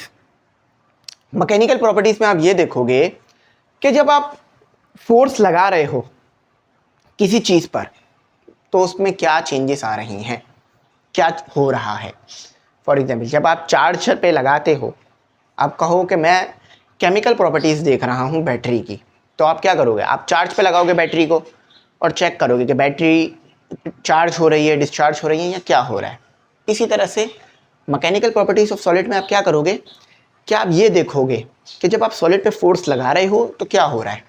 Simple अल्फाजों में ये आपके पास सॉलिड है, जब आप इस पर फोर्स लगा रहे हो और फोर्स एरिया में लगाओगे यानी स्ट्रेस होगी, तो फिर इस पर क्या हो रहा है ये हम पढ़ेंगे मैकेनिकल प्रॉपर्टीज़ ऑफ सॉलिड में। समझे बात। मैकेनिकल प्रॉपर्टीज़ ऑफ सॉलिड में हम क्या देख रहे हैं, जब हम फोर्स लगाएंगे अपने मटेरियल पे तो मटेरियल के साथ क्या होगा। It is refers to the characteristics that describe how a material respond to applied force। Simple English में भी वही बात लिखी हुई है जो उर्दू में बता रहा हूँ कि जब मटेरियल पे फोर्स लगाई जाएगी। अच्छा देखो फोर्स तो किसी एरिया पे लगाओगे ना, तो इसीलिए इसे स्ट्रेस बोल रहा हूँ मैं बोल रहा हूँ फोर्स लेकिन लिख स्ट्रेस रहा हूँ, तो खुद सोचो ना, फोर्स एरिया पे लगेगी ना, जादुई फोर्स तो नहीं है ना। ठीक है, अच्छा अब सबसे पहले फोर्स हम लगाते हैं कंप्रेस करने के लिए, इलास्टिसिटी वाली फोर्स लगाते हैं। स्ट्रेच भी कर सकते हैं और कंप्रेस भी कर सकते हैं। यंग मॉडुलस में क्या होता है, देखो यंग मॉडुलस में हम या तो मटेरियल को स्ट्रेच करेंगे या कंप्रेस करेंगे, ये दिमाग में रखना है। क्या रखना है दिमाग में, या तो मटेरियल को, देखो ये खुद लिखा हुआ है स्ट्रेच मतलब क्या, खींचेंगे या दबाएंगे और फिर चेक करेंगे क्या हो रहा है। समझ गए। यंग मॉडुलस में चेंज आ रहा होगा सिर्फ 1 डायमेंशन में, ये याद रखो 1D चेंज होगा, ये 2D चेंज नहीं होगा। तो यंग मॉडुलस में हम क्या करेंगे, या तो हम मटेरियल को कंप्रेस करेंगे या स्ट्रेच करेंगे और फिर उसको स्टडी करेंगे। ठीक है, आओ तो यंग मॉडुलस में क्या होता है, यंग मॉडुलस में हम मटेरियल की इलास्टिसिटी को चेक करते हैं या स्टिफनेस को चेक करते हैं। इलास्टिसिटी यानी मटेरियल कितना लचीला है या कितना खींचा जा सकता है। देखो जब आप उसको दबाओगे तो उसकी इलास्टिसिटी के बारे में पता चलेगा, और जब उसको खींचोगे तो उसके स्टिफनेस के बारे में पता चलेगा, कितना मजबूत है ये, इसको कितना खींचा जा सकता है। ठीक है, तो यंग मॉडुलस में हम क्या करेंगे, हम फोर्स लगाएंगे। समझो मेरे पास ये एक रॉड है, या तो मैं इसको यूँ दबाऊंगा या तो मैं ये इसको खींचूंगा और फिर इसके ऊपर स्टडी करूंगा। इस स्टडी को हम कहेंगे यंग मॉडुलस। थोड़ा सा डीप में चलते हैं ताकि बात समझ नहीं आई होगी, मुझे पता है, मुझे लग रहा है कि समझ नहीं आई होगी, इसलिए चलो। अब देखो बहुत लंबे लंबे लेक्चर्स होते हैं अमूमन मेरे, तो इसलिए मुझे बहुत घंटों तक खड़ा रह के पढ़ाना पड़ता है, तो कोई मसले वाली बात नहीं है। अच्छा आपको बात समझ आ जाएगी। It is a mechanical property, ये भी एक मटेरियल प्रॉपर्टी है, मैकेनिकल प्रॉपर्टी है। इसमें ये मैकेनिकल प्रॉपर्टी से क्या बोला, इसमें फोर्स लगा रहे होंगे, सही है। Of solid that measures the stiffness और इलास्टिसिटी, ये स्टिफनेस के बारे में बताएगा या इलास्टिसिटी के बारे में बताएगा। And it's compute how much a material will deform, और यहाँ भी हम यही चेक कर रहे होंगे कि कितना मटेरियल डिफॉर्म हुआ। लेकिन एक बात याद रखना, सिर्फ लेंथ में चेंज आ रही होगी, एरिया में चेंज नहीं आ रही होगी, सिर्फ लेंथ में चेंज आ रही होगी, सही है। देखो अगर लेंथ में चेंज आ जाएगी तो एरिया में भी चेंज आ जाएगी ना, लेकिन यहाँ सिर्फ लेंथ चेंज हो रही होगी, हाइट चेंज नहीं हो रही होगी, ठीक है। अब फॉर्मूला देखो क्या है, स्ट्रेस अपॉन स्ट्रेंथ। स्ट्रेस का फॉर्मूला देखो क्या है, ये रहा F upon A, F upon A. Strength का फॉर्मूला क्या है, delta L upon L naught. अब delta L upon L naught लिखूंगा, रेसिप्रोकल करूंगा तो एल नॉट ऊपर आ जाएगा, सही है। अच्छा, यंग मॉडुलस हमें ये भी बताता है कि कितना मटेरियल रेजिस्ट कर रहा है। देखो आपको जब ये पता चल गया चेंज कितना आ रहा है, तो ये भी पता चल जाएगा ना कि रेजिस्टेंस कितनी आ रही है। नहीं समझ आई होगी बात, आओ मैं समझाता हूँ। आपने एक चाय बना रहे हो, चाय में आपने पत्ती मिलाई, मिलाते गए, आपको ये पता चल गया कि इतनी पत्ती मिलाने से इतना जो है वो आपके पास गाढ़ी चाय बन रही है, इतनी थिक चाय बन रही है। तो साथ ही साथ आपको ये भी पता चल गया ना कि कितनी थिक नहीं बन पा रही, इतनी पत्ती मिलाने से कितनी थिक नहीं बन पा रही। नहीं समझ आई? अब तो समझ में आ गई होगी, बहुत आसान है। फॉर एग्जाम्पल इधर आओ, आपको ये पता चल गया कि कितना जो है मुझे गोश्त मिलाना है बिरयानी में, 1 किलो बिरयानी बनाने के लिए। तो साथ ही साथ आपको ये भी पता चल गया ना कि कितना नहीं मिलाना है ना, कितना मिलाना है पता चल चुका है, तो कितना नहीं मिलाना ये भी पता चल जाएगा ना। बहुत आसान सी बात तो है। ज़रा सोचो, मुझे 1 किलो बिरयानी बनानी है। अब जितने भी बिरयानी बनाने वाले हैं उन्होंने 1 किलो बिरयानी बनाने के लिए एक पैरामीटर तो रखा हुआ होगा ना कि इतना गोश्त डालना है, तो फिर उन्हें ये भी तो पता चल गया ना कि इतना नहीं डालना। फॉर एग्जाम्पल 1 किलो बिरयानी में मैंने 10 किलो गोश्त डाल दिया। आप बोलोगे सर नहीं, ये तो बिरयानी ख़राब हो जाएगी। बिल्कुल ख़राब हो जाएगी, इस तरह से वो कुछ और बन जाएगा, बिरयानी नहीं बनेगी। तो अगर आपको ये पता चल रहा है कि चेंज कितना आ रहा है, कहाँ गया, ये रहा ना चेंज, डिफॉर्मेशन कहाँ है, ये रहा। अगर आपको पता चल गया डिफॉर्म कितना हो रहा है, तो साथ ही साथ ये भी पता चल जाएगा कितना डिफॉर्म नहीं हो पा रहा, ठीक है। अब बिरयानी वाली एग्जाम्पल दिमाग में रखो, 1 किलो बिरयानी बनाने के लिए इतना गोश्त चाहिए, तो कितना नहीं चाहिए ये भी पता चल गया। 10 किलो गोश्त नहीं चाहिए, 9 किलो नहीं चाहिए, 5, 6, 7 किलो नहीं चाहिए, बट 1.5 किलो गोश्त चाहिए या 1 किलो गोश्त चाहिए, ठीक है। मैंने मटेरियल को खींचा, मुझे पता चल गया कितना डिफॉर्मेशन हो रही है, और कितनी नहीं होगी ये भी पता चल जाएगा मुझे। तो साथ ही साथ याद रखना, यंग मॉडुलस ये भी बताता है कि मटेरियल कितना रेजिस्ट कर रहा है चेंज नहीं आने में, कितना रेजिस्ट कर रहा है चेंज नहीं होने में। एक ख़ास लिमिट होती है, ज़्यादा खींचोगे तो चीज़ टूट जाएगी, और रिश्तों में भी यही होता है, एक ख़ास वक्त तक ना बोलो, ज़्यादा ना बोलोगे रिश्ते ख़त्म हो जाते हैं, ठीक है। समझ आ गया यंग मॉडुलस? अब मैं थोड़ा थक गया हूँ, मुझे लग रहा है मैं अगला लेक्चर कल रिकॉर्ड करूँगा, ठीक है। तो समझ में आ गया ना यंग मॉडुलस क्या होता है। यंग मॉडुलस में सिर्फ 1D चेंज होगा, सिर्फ लेंथ में चेंज होगा। जब किसी मटेरियल को खींचोगे तो या तो वो स्ट्रेच होगा, या तो दबाओगे तो ये कंप्रेस होगा। हाइट चेंज नहीं करनी है हमने यहाँ, ठीक है। पढ़ लो इसको, देखो लिखा हुआ भी है। In a mechanical property of solid that measures the stiffness और इलास्टिसिटी ऑफ अ मटेरियल या solid material, and it computes how much a material will deform, stretch और कंप्रेस। इसमें हम पता कर रहे हैं कितना मटेरियल डिफॉर्म हो रहा है under a given force. Force लगा रहे हैं तो हो रहा है ना, फोर्स लगाए बगैर थोड़ी ना कंप्रेस और स्ट्रेच होगा। यहाँ टेम्परेचर का जिक्र नहीं किया है हमने, फोर्स का जिक्र किया सिंपल। टेम्परेचर को नहीं डालना है इधर, टेम्परेचर को यहाँ तक समझाने के लिए मैंने रखा हुआ था, वहाँ नहीं डाला है मैंने अभी। चाहिए, उम्मीद करता हूँ यहाँ तक समझ में आई होगी। चलो अगले टॉपिक करते हैं, ठीक। तो स्टूडेंट अब जो है अपने आगे के टॉपिक पढ़ते हैं। सबसे पहला टॉपिक है हमारा शेयर मॉडुलस, फिर बल्क मॉडुलस, और उसके बाद एक छोटा सा ग्राफ है, और फिर इलेक्ट्रिकल प्रॉपर्टी। तो ये जो हिस्सा है ना इस वीडियो का मोस्ट इंपॉर्टेंट है। इसमें से काफ़ी कुछ पूछा जा रहा होता है और बच्चे अक्सर जो हैं इसे मिस कर देते हैं। अच्छा, आ जाओ शेयर मॉडुलस समझते हैं। देखो शेयर मॉडुलस में बताइए क्या होगा। सबसे पहले समझो, इससे पहले वाला जो आपके पास मॉडुलस था उसमें आप क्या कर रहे थे, उसमें आप जो है वो चीज़ को जो है वो खींच रहे थे, ठीक है, खींच रहे थे। मगर शेयर मॉडुलस में क्या होगा, शेयर मॉडुलस में आप चीज़ को धक्का दे रहे होगे। ज़रा यहाँ समझो आपके पास ये एक कंटेनर रखा हुआ है, आप इसको इस तरह से धक्का देते हो, तो इस तरह से धक्का देने की वजह से क्या होगा, ये आगे की तरफ चला जाएगा, है ना। पहले देखो ये इस पोजीशन पे था, इस पोजीशन पे था, देखो इस पोजीशन पे था, आपने धक्का दिया जिसकी वजह से चीज जो है वो आगे की तरफ चली गई, इसी को हम कहते हैं, मतलब ये समझ में आ गया ना कि हमने धक्का दिया, चीज आगे की तरफ चली गई। अब कितनी रेजिस्टेंस जो है वो मटेरियल शो कर रहा है आगे जाने में जब हम धक्का दे रहे हैं, इसी को बोलते हैं शेयर मॉड्यूलस। समझ में आई बात? देखो एक तरीका यह है कि आप चीज को खींच रहे हो जिससे लेंथ बढ़ रही है, जो कि हमने इससे पीछे वाले मॉड्यूलस में पढ़ा, ठीक है। एक तरीका यह है कि आप किसी चीज को यूं धक्का दे रहे हो। फॉर एग्जाम्पल समझो कोई मुझे भागता हुआ आए और यहां से धक्का दे, तो मैं यूं उस तरफ जाके गिरूंगा ना, यूं जाके गिरूंगा, ठीक है। अगर यहां धक्का देगा तो पीछे की तरफ चला जाऊंगा, लेकिन अगर इस तरफ धक्का देगा तो मैं यूं जाके गिरूंगा। तो यहां भी वही है कि आप फोर्स अप्लाई कर रहे हो मटेरियल पर, ठीक है, परपेंडिकुलरली। देखो यहां परपेंडिकुलरली फोर्स अप्लाई हो रही है, आप फोर्स अप्लाई कर रहे हो मटेरियल पर, परपेंडिकुलर फोर्स अप्लाई कर रहे हो, जिसकी वजह से उसमें क्या आ रहा है, ये डेल्टा एक्स का डिफरेंस आ रहा है। पहले मटेरियल यहां पे मौजूद था, आपके फोर्स अप्लाई करने की वजह से मटेरियल आगे की तरफ चला गया, ये एक एंगल बन गया, ठीक है। और कितना रेजिस्टेंस इसने शो किया आगे जाने में, इसी को हम कहते हैं शेयर मॉड्यूलस। देखो ये एक पेन था मेरे पास, इस पेन को मैं यहां से करूंगा तो ये इस तरफ जा रहा है, ठीक है। अब मैं अगर इसको यूं फोर्स लगा रहा हूं तो ये इस तरफ जा रहा है, देखो शेडो भी नजर आ रही होगी। तो पहले ये यूं था, अब इस तरफ चला गया, तो एक डिस्टेंस आ गया ना, एक डिफरेंस आ गया, यही चीज आपके पास। और कितना शेयर मॉड्यूलस ये नहीं है कि कितना आपने धक्का दिया, शेयर मॉड्यूलस ये है कि मटेरियल कितनी रेजिस्टेंस शो कर रहा है जब आप इस तरह से परपेंडिकुलर फोर्स लगा रहे हो, इसी को कहते हैं हम शेयर मॉड्यूलस। देखो यहां ये बात लिखी हुई भी है, शेयर मॉड्यूलस याद रखना एक मैकेनिकल प्रॉपर्टी है, यानी इसमें फोर्स स्ट्रेस लग रही होगी। अच्छा फोर्स एरिया पे लगती है तो क्या हो जाती है, अगर फोर्स एरिया पे लग रही हो तो आपके पास क्या हो जाती है, स्ट्रेस। तो यहां भी हम फोर्स अप्लाई कर रहे हैं, तो देखो लिखा हुआ है shear modulus also known as the modulus of rigidity.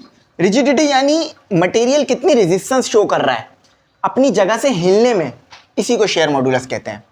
इस mechanical property, shear modulus mechanical property है, और ये क्या बताता है, describe a material resistance, material की रेजिस्टेंस के बारे में बताता है। To shear deformation, shear deformation यानी आप फोर्स इस तरह से लगा रहे हो, इस तरफ फोर्स लगा रहे हो, ऊपर की तरफ फोर्स लगा रहे हो। When a force is applied perpendicular, देखो परपेंडिकुलर मैंने बता दिया, to the material surface, surface पर, ठीक है।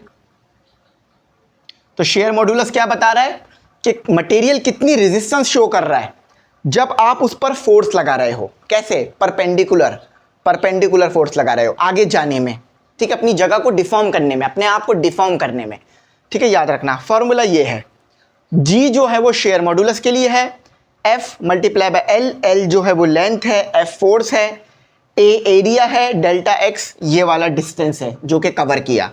पहले मटेरियल यहां पर था, आपके फोर्स लगाने से इतना आगे चला गया, तो ये डेल्टा एक्स है। अब बल्क मॉड्यूलस, बल्क मॉड्यूलस कब आएगा, ये भी मैकेनिकल प्रॉपर्टी है। जब कभी आप किसी चीज को कंप्रेस करते हो ना, तो मटेरियल कितनी रेजिस्टेंस दे रहा है कंप्रेस होने में, इसे कहा जाता है बल्क मॉड्यूलस। शेयर मॉड्यूलस समझा दिया, शेयर मॉड्यूलस में क्या हो रहा था, फोर्स परपेंडिकुलर लग रही थी। बल्क मॉड्यूलस में क्या हो रहा है, आप किसी चीज को कंप्रेस कर रहे हो। इससे पीछे वाला मॉड्यूलस में क्या था, उसमें आप चीजों को खींच रहे थे, ठीक है। तो ये मॉड्यूलस आपने याद रखने हैं, ठीक है। तो बल्क मॉड्यूलस क्या है कि आप किसी चीज को कंप्रेस कर रहे हो, दबा रहे हो, कंप्रेस कर रहे हो, और वो मटेरियल डिफॉर्म होने में कितनी रेजिस्टेंस दे रहा है। आप दबाने की कोशिश कर रहे हो किसी चीज को, लेकिन वो रेजिस्टेंस शो कर रहा है, इसी को कहते हैं बल्क मॉड्यूलस। इसी रेजिस्टेंस को हम कह रहे हैं जो वो मटेरियल दे रहा है, बल्क मॉड्यूलस।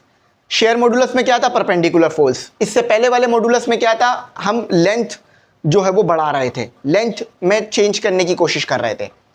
बल्क मॉड्यूलस में क्या है, किसी चीज को कंप्रेस करने की कोशिश करेंगे। देखो bulk modulus also known as the, bulk modulus को क्या जाता है, मॉड्यूलस ऑफ कंप्रेसिबिलिटी, यानी यहां पर कंप्रेस कर रहे हो ना, तो इसलिए compressibility is a mechanical property, ये भी एक मैकेनिकल प्रॉपर्टी है क्योंकि फोर्स अप्लाई कर रहे हो। That describe the resistance of a material, material कितनी रेजिस्टेंस दे रहा है जब आप किसी चीज़ को कंप्रेस कर रहे हो, और कंप्रेस करने के लिए क्या करना पड़ेगा, प्रेशर लगाना पड़ेगा। ये रहा फॉर्मूला, ये चेंज इन प्रेशर, ये वॉल्यूम में चेंज, और ये लेंथ। अब ज़रा समझो किस तरह से हो रहा है। ये आपके पास एक इस तरह का सिलेंडर है।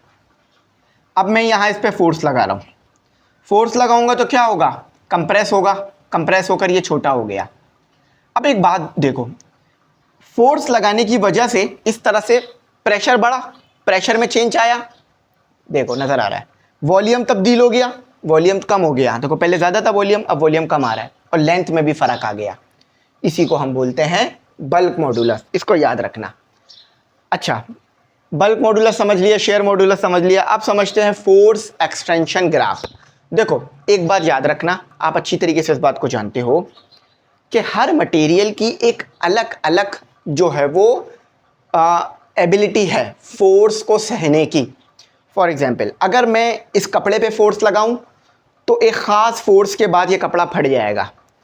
इस पेन पे फोर्स लगाऊं, एक ख़ास फोर्स के बाद ये पेन टूट जाएगा।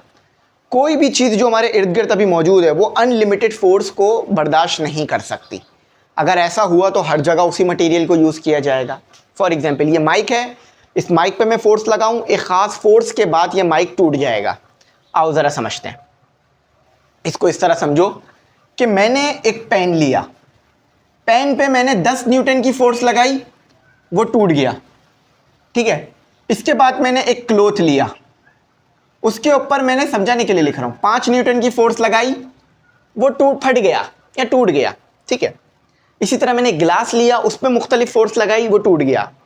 इन ही फोर्सेस को देखकर हमने ये ग्राफ बनाया है कि कितनी फोर्स लगाएंगे। अच्छा, फोर्स आप एरिया पे लगाओगे, है ना। देखो फोर्स किसी एरिया पे लगाते हो ना आप, जब फोर्स अपॉन एरिया करते हो तो वो क्या बन जाता है, स्ट्रेस।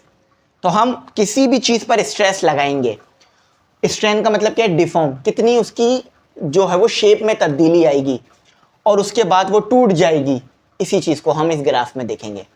ये ग्राफ आपको क्या बता रहा होगा, ये ग्राफ आपको ये बता रहा होगा, सिंपल अल्फाजों में समझ लो कि ये ग्राफ आपको ये बता रहा है कि कितनी आप स्ट्रेस लगाओगे, कितना आप स्ट्रेस लगाओगे। स्ट्रेस क्या है, फोर्स एरिया पर जो लग रहा है, तो कितना आप स्ट्रेस लगाओगे, उसमें कितनी तब्दीली आएगी उसके शेप में, वो कितनी डिफॉर्म होगी, ये आपको ये बता रहा है ये ग्राफ। और साथ ही साथ ये भी बता रहा है ये ग्राफ कि कब वो टूट जाएगी, कब वो टूट जाएगी, ये भी बता रहा है।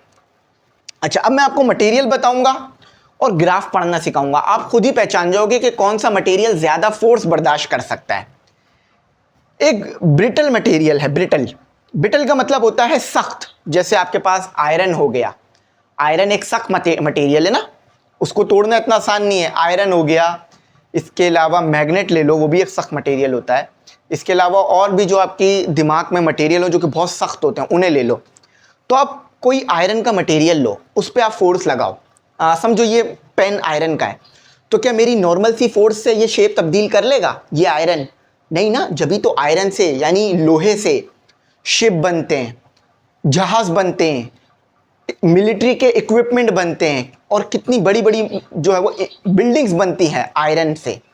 तो आयरन क्या है, बहुत ज़्यादा स्ट्रेस बर्दाश्त कर सकता है, यानी उसके ऊपर फोर्स लगे एरिया पर वो बहुत ज़्यादा बर्दाश्त करेगा और अपनी शेप को चेंज नहीं करेगा। देखो जैसे जैसे आप आगे जाते जाओगे शेप चेंज होती जाएगी, ठीक है। देखो जैसे 1 2 3 4 5 6, जैसे जैसे ऊपर आते जाओगे फोर्स बढ़ती जाएगी, यानी स्ट्रेस बढ़ता जाएगा।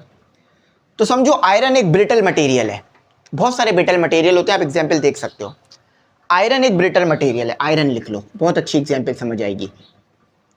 तो आयरन पे जब आप बहुत ज़्यादा फोर्स लगाते हो, बहुत ज़्यादा, तो थोड़ा बहुत उसकी शेप तब्दील हो जाती है। समझो ये आयरन है, ये ढक्कन आयरन है, बहुत ज़्यादा फोर्स लगाऊंगा तो उसकी शेप तब्दील हो जाएगी, बिल्कुल मामूली सी।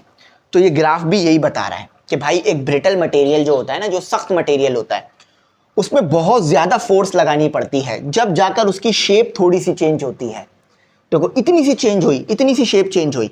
अच्छा, इसी के सामने आ गया एक स्ट्रॉन्ग मटेरियल, स्ट्रॉन्ग है मगर आयरन से कमज़ोर है, तो उस पर भी हमें ज़्यादा फोर्स लगानी पड़ेगी, मगर आयरन से कमज़ोर है, तो देखो वो ज़्यादा शेप तब्दील कर रहा है। आयरन ने सिर्फ यहीं तक शेप तब्दील की, स्ट्रेंथ का मतलब क्या होता है, कितना शेप में चेंज आया, पढ़ाया था ना स्ट्रेंथ आपको मैंने, आई थिंक वाई से हमने स्ट्रेंथ लिखा था। तो स्ट्रेंथ हमारे पास क्या था कि डेल्टा एल अपॉन एल यही था ना, change in length original length. ठीक है, तो एक बहुत स्ट्रॉन्ग मटेरियल है, उस पर भी आप ज्यादा फोर्स लगा रहे हो तो देखो थोड़ा सा शेप तब्दील हो रहा है, लेकिन आयरन के मुकाबले में वीक है, समझ गए। अब आपके पास एक डक्टाइल मटेरियल है, डक्टाइल यानी कॉपर। आपने कभी गोल्ड देखा है? गोल्ड एक डक्टाइल है, उसको जितना पीटो वो उतना ही फैलता रहता है। फॉर एग्जाम्पल एक गोल्ड का आप इतना सा पीस लो, उससे आप बहुत लंबा तार बना सकते हो। कभी आपने कॉपर देखा है? उसका तार इतना पतला भी होता है, इतना मोटा भी होता है। कैसे? कॉपर भी एक ब्रिटल मटेरियल है, याद रखना। डक्टाइल मटेरियल वो होता है, समझो जरा, मेरे पास एक डक्टाइल मटेरियल है, समझो ये एक पीस है, ये मेरे पास कॉपर का है। अब इसको मैं हथौड़े से पीटता रहूंगा, नॉर्मल टेम्परेचर पे पीटता रहूंगा, तो ये पतले से पतला होता जाएगा, पतले से पतला होता जाएगा। इसी को बोलते हैं डक्टाइल। क्या बोलते हैं? डक्टाइल। सोना भी एक डक्टाइल है, डक्टाइल मटेरियल है, मतलब उसको जितना पीटोगे वो उतना पतला होता जाएगा। इनफैक्ट कि इतना पतला हो सकता है कि आपके बाल जितना आ जाएगा। अमूमन इतना तो कोई नहीं करता, लेकिन इतना भी आ सकता है। आपने देखा सोने का वर्क वो कैसे बनता है? वो सोने को इतना पीटते हैं, इतना पीटते हैं, इतना पीटते हैं कि वो बिल्कुल पतली सी शीट बन जाता है, इतनी पतली के जिसकी आप थिकनेस बहुत कम हो जाती है। ठीक है, तो डक्टाइल मटेरियल वो जिसको हम पीटते रहे और वो पतले से पतला होता रहे, तार बनता रहे, तार बनता रहे। अब देखो डक्टाइल मटेरियल में कितनी सी फोर्स लगाई, सिर्फ इतनी सी फोर्स लगाई और उसकी शेप कितनी तब्दील हो गई। और इसमें थोड़ी इलास्टिसिटी भी होती है डक्टाइल मटेरियल में। अब आ जाते हैं प्लास्टिक मटेरियल। देखो प्लास्टिक मटेरियल में जरा सी फोर्स लगा रहा हूं, शेप तब्दील हो रहा है, मेरे हाथ से शेप तब्दील हो रहा है। देखो जरा सी फोर्स लग रही है, जरा सी फोर्स लग रही है और शेप तब्दील हो रहा है। जब ही देखो शेप कितना ज्यादा तब्दील हो गया और फोर्स कितनी कम लगी। समझ गए? यही समझाना चाह रहा था। तो ये ग्राफ बहुत इंपॉर्टेंट है, जिस बच्चे को ये ग्राफ समझ में आ गया यकीन मानो पढ़ने का मजा आ जाएगा उस बच्चे को। तो ब्रिटल मटेरियल वो जो बहुत स्ट्रांग है, इतनी ज्यादा फोर्स लगाओगे सिर्फ थोड़ा सा शेप तब्दील होगा। स्ट्रॉन्ग मटेरियल वो फोर्स तो ज्यादा लगेगी मगर शेप थोड़ा बहुत तब्दील हो जाएगा। और डक्टाइल मटेरियल वो जिस पर ज्यादा फोर्स लगेगी ज्यादा शेप तब्दील होगा। और प्लास्टिक मटेरियल वो जैसे आपके घर में बहुत सारी प्लास्टिक की चीजें होती हैं, जरा सा वो दबाओ तो कितना ज्यादा वो डिफॉर्म हो जाता है, जैसे मैंने आपको भी मार्कर में दिखाया। अच्छा अब देखो हमने मैकेनिकल प्रॉपर्टीज पढ़ ली, अब इलेक्ट्रिकल प्रॉपर्टीज पढ़ते हैं। इलेक्ट्रिकल प्रॉपर्टीज मतलब करंट को रेजिस्टेंस मिलना या करंट का इजीली फ्लो कर जाना, ये आपके पास इलेक्ट्रिकल प्रॉपर्टी में आता है। वैसे ये फॉर्मूला सही लिखा हुआ है, इसे वेरीफाई कर लेना। कंडक्टिविटी होता है रेसिप्रोकल ऑफ दिस। ठीक है, ये कंडक्टिविटी का फॉर्मूला लिख दिया। इलेक्ट्रिकल प्रॉपर्टी करंट के लिए यूज होती है। ठीक है, रेजिस्टिविटी क्या है कि मटेरियल कितनी रेजिस्टेंस शो कर रहा है लेंथ में और एरिया में। समझो जरा रेजिस्टिविटी क्या है। हर मटेरियल की एक खास रेजिस्टिविटी होती है। जब हम उसमें से करंट गुजारते हैं ना, जब उसमें से चार्ज गुजरता है तो चार्ज को रेजिस्टेंस मिलता है जिसकी वजह से हीट निकलती है। फॉर एग्जांपल समझो ये नॉर्मल एक तार है, मार्कर एक नॉर्मल तार है, इस तार पे मैंने बैटरी अप्लाई कर दी। कुछ देर बाद देखा मैंने ये गर्म हो रहा है। गर्म क्यों हो रहा है कि जब चार्ज इस तार में से गुजर रहे थे तो इस तार को रेजिस्टेंस मिल रही थी, इसी को कहते हैं रेजिस्टिविटी के मटेरियल को रेजिस्टेंस मिलना, चार्ज को करंट के फ्लो को रेजिस्टेंस मिलना। ठीक है, जिसकी वजह से एनर्जी का जाया होना। रेजिस्टिविटी क्या है? रोकना। रेजिस्टेंस का मतलब क्या होता है? रोकना। तो चार्ज क्या हो रहा होता है? इसमें रुक रहा होता है। अब उसके सब एटॉमिक लेवल पे जाओगे तो वो आपको बात समझ में आ जाएगी, कोलिजन हो रहा होता है, इस वजह से हो रहा होता है। ठीक है, अच्छा कंडक्टिविटी कि कितना आसानी से चार्ज करंट फ्लो कर पा रहा है इस पेन में से। रेजिस्टिविटी का मतलब क्या था? कितना मुश्किल हो रही है इसमें से करंट फ्लो करने में और जिसकी वजह से एनर्जी ज़ाया होगी, हीट निकलेगी। कंडक्टिविटी कितनी आसानी से फ्लो कर रहा है।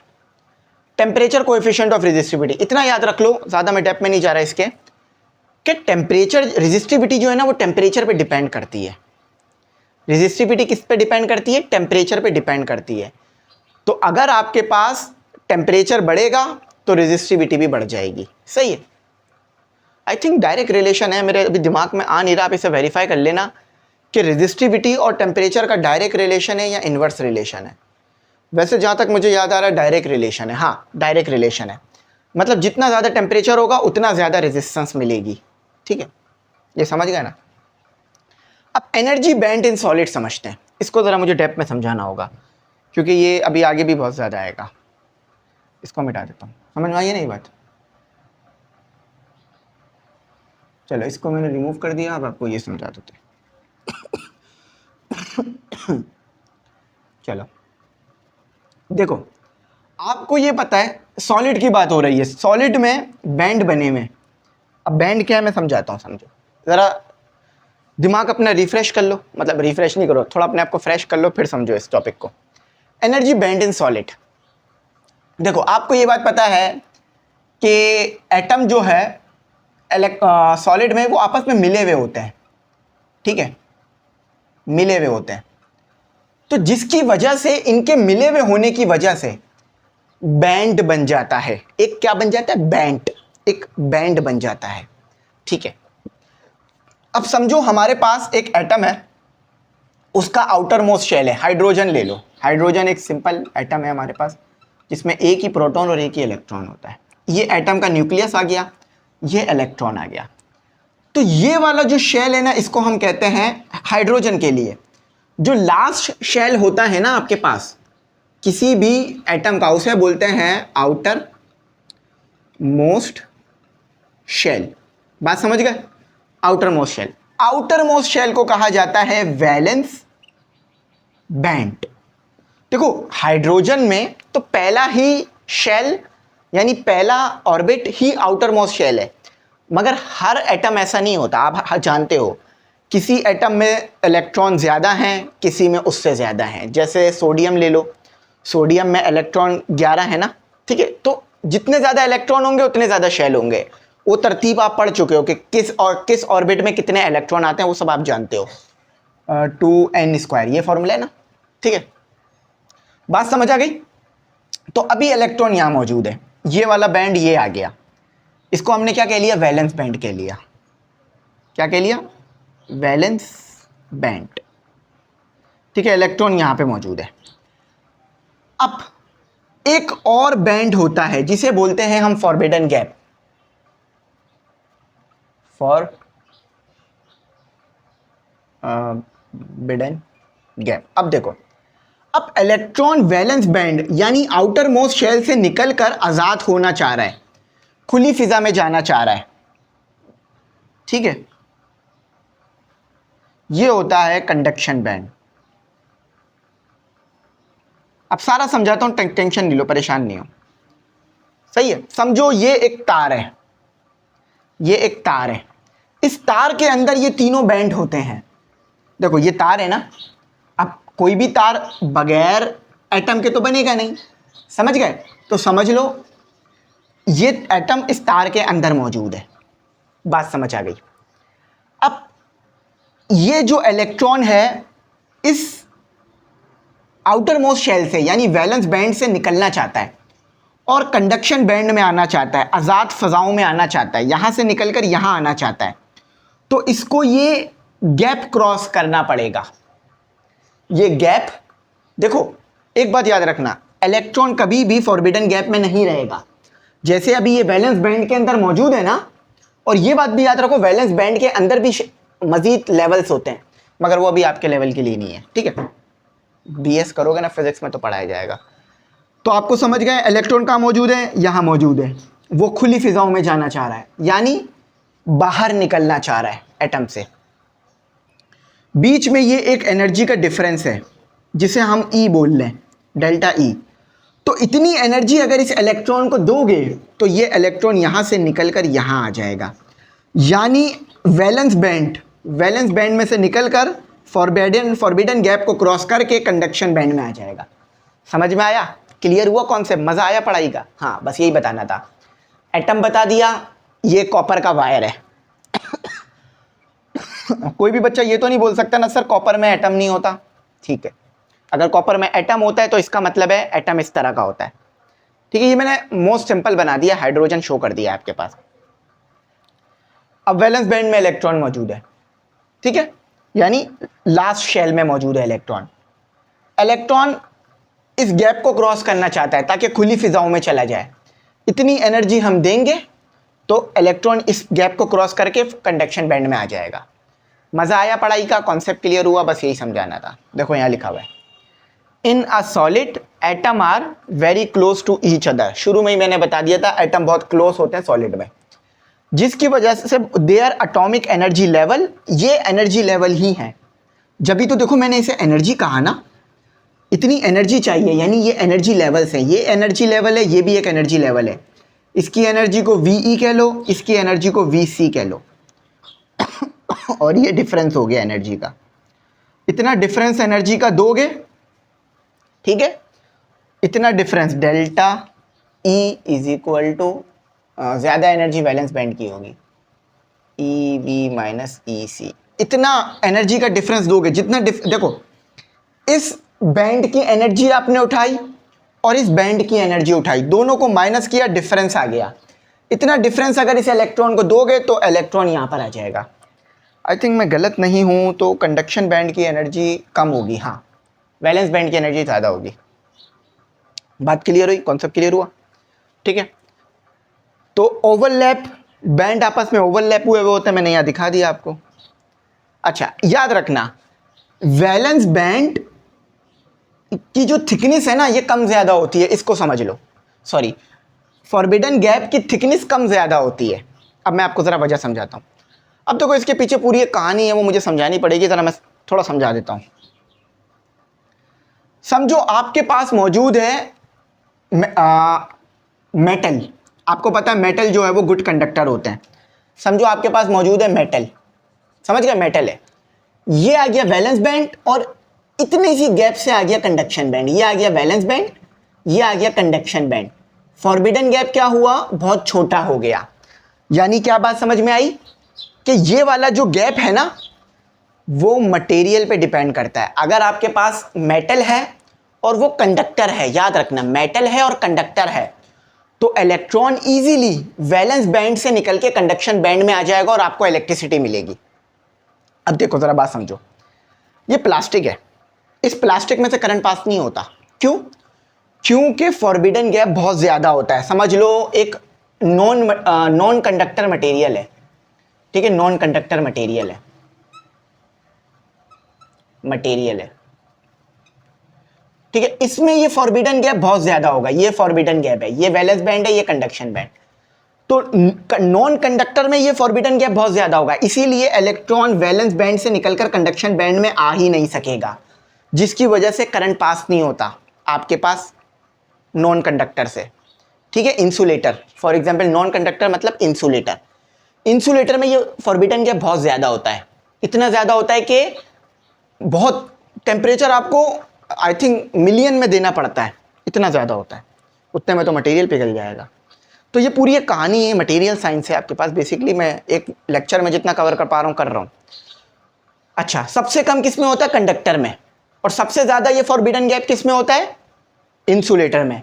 जब भी कंडक्टर में इजीली इलेक्ट्रॉन वैलेंस बैंड से कंडक्शन बैंड में आ जाता है। और कभी कभार तो ये भी कहा जाता है कि वैलेंस बैंड में फॉरबिडन गैप होता ही नहीं है, क्योंकि बहुत इजीली इलेक्ट्रॉन इजीली उठकर वैलेंस बैंड से कंडक्शन बैंड में आ जाता है, और यहाँ बहुत ज़्यादा होता है।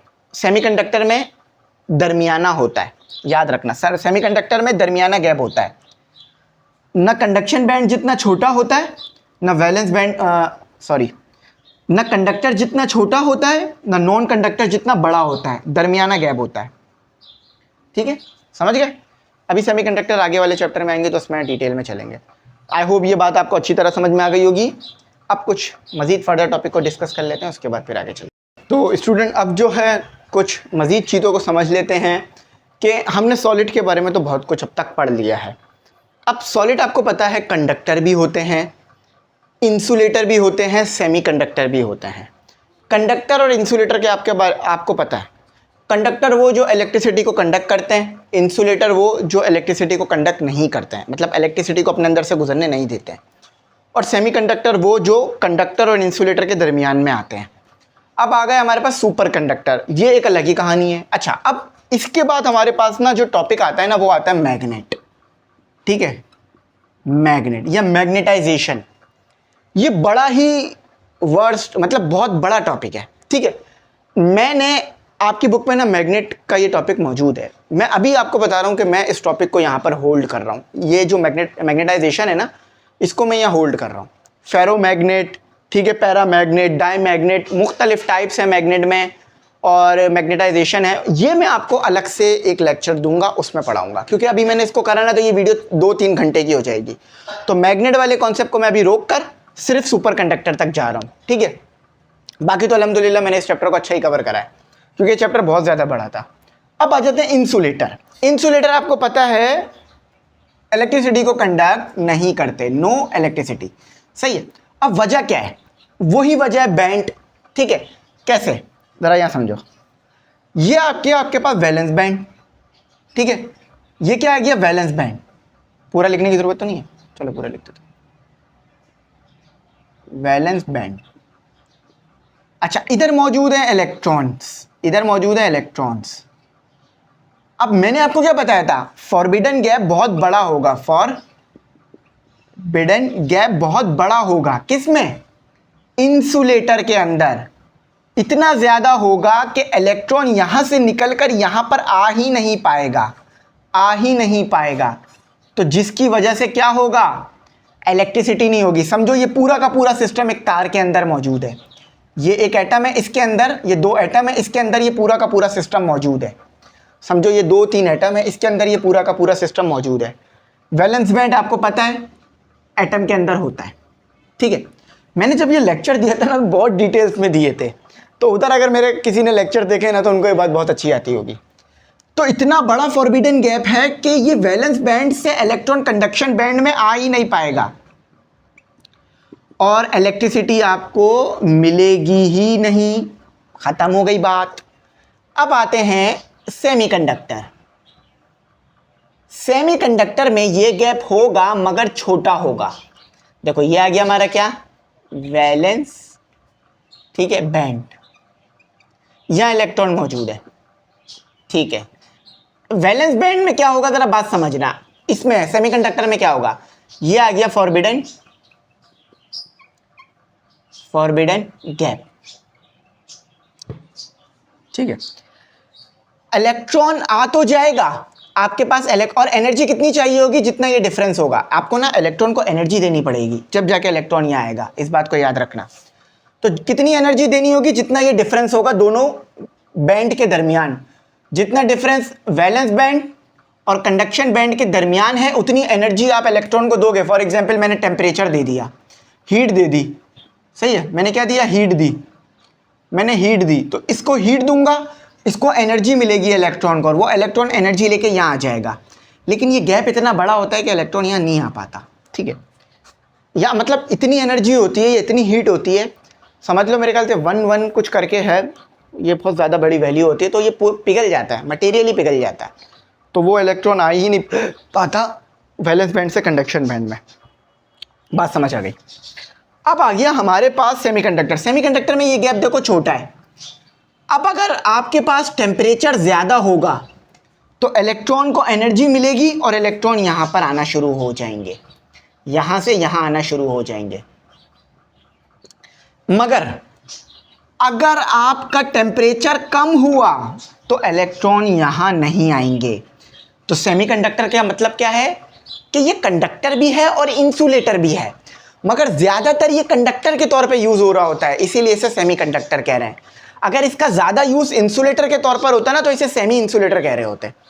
याद रखना, जब टेम्परेचर ज़्यादा होगा इलेक्ट्रॉन यहाँ आ जाएंगे, टेम्परेचर कम होगा इलेक्ट्रॉन यहाँ नहीं आ पाएंगे। अब आते हैं कंडक्टर। कंडक्टर के अंदर ये फॉरबिडन गैप बहुत ही छोटा होता है।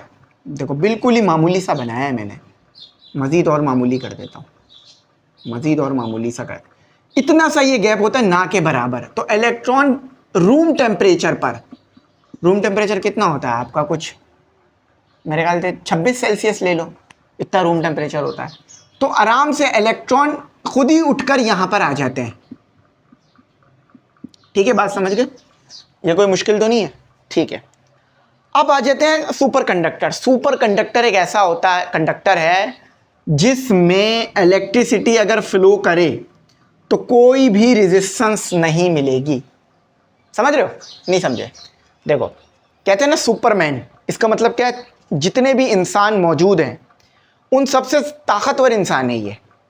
फिल्मों में आपने देखा ही होगा, वो उड़ रहा होता है, तमाम इंसान तो नहीं उड़ रहे होते ना, वो एक ही इंसान उड़ रहा होता है, दीवारों में घुस जाता है, आंखों से आर पार देख रहा होता है और उसको कुछ होता ही नहीं है, गोली भी नहीं लगती उसको, ठीक है। तो सुपरमैन तो सुना है, इसी तरह सुपर कंडक्टर है। देखो, जितने भी कंडक्टर हमारे पास नॉर्मल हैं वो इलेक्ट्रिसिटी को अपने अंदर से गुजरने तो दे रहे हैं। मतलब फॉर एग्जांपल, अगर आपके पास करंट यहाँ है तो आपको यहाँ मिल तो जाएगा, मगर साथ ही साथ रेजिस्टेंस मिलेगी अगर नॉर्मल कंडक्टर होगा जैसे ये वाला। लेकिन अगर सुपर कंडक्टर हुआ, बस याद रख लो इस बात को, तो रेजिस्टेंस नहीं होगी, बगैर कोई पावर का लॉस हुए करंट यहां से यहां आ जाएगा। समझ गए बात? ठीक है। अब ये हर कंडक्टर ऐसा नहीं होता, इसके लिए कंडीशन है। आपको टेम्परेचर चाहिए होता है -273 केल्विन का, ये हासिल कर सकते हो आप, या 0 सेल्सियस का, नहीं सॉरी एब्सोल्यूट ज़ीरो का। हाँ, एब्सोल्यूट ज़ीरो चाहिए होता है आपको, ठीक है। मेरे ख्याल से 0 केल्विन है और -273 सेल्सियस है, वो आप देख लेना, एब्सोल्यूट ज़ीरो की वैल्यू आप देख लेना, ठीक है। एब्सोल्यूट ज़ीरो की वैल्यू आप देख लेना कि आपको टेम्परेचर चाहिए होता है एब्सोल्यूट ज़ीरो, ठीक है। यानी एब्सोल्यूट ज़ीरो का मतलब नेगेटिव, बहुत ज़्यादा टेम्परेचर। मैं एब्सोल्यूट ज़ीरो आपको बता देता हूँ, ठीक है। मैं एक चीज़ वेरीफाई कर लेता हूँ।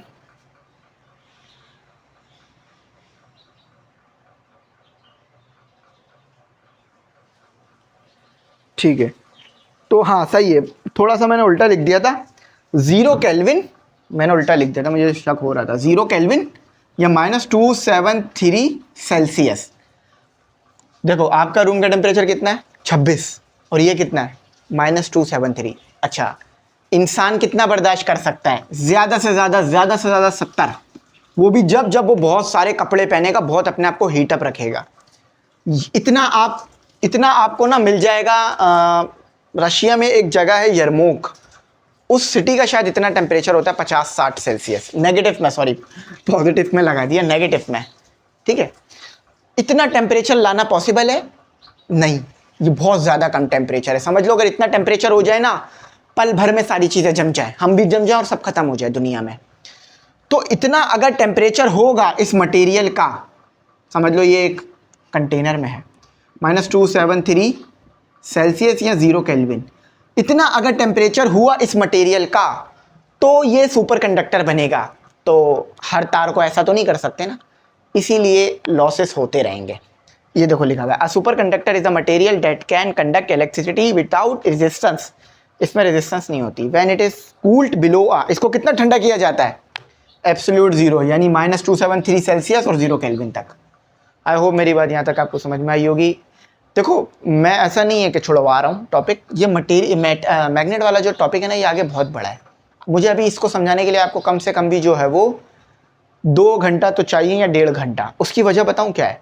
ये कंडक्टर, इंसुलेटर, ये सब आप पहले भी पढ़ कर आ चुके हो, लेकिन ये मैग्नेट को बहुत ज़्यादा स्टडी नहीं किया जाता डिटेल में, और ना कराया जा रहा होता है।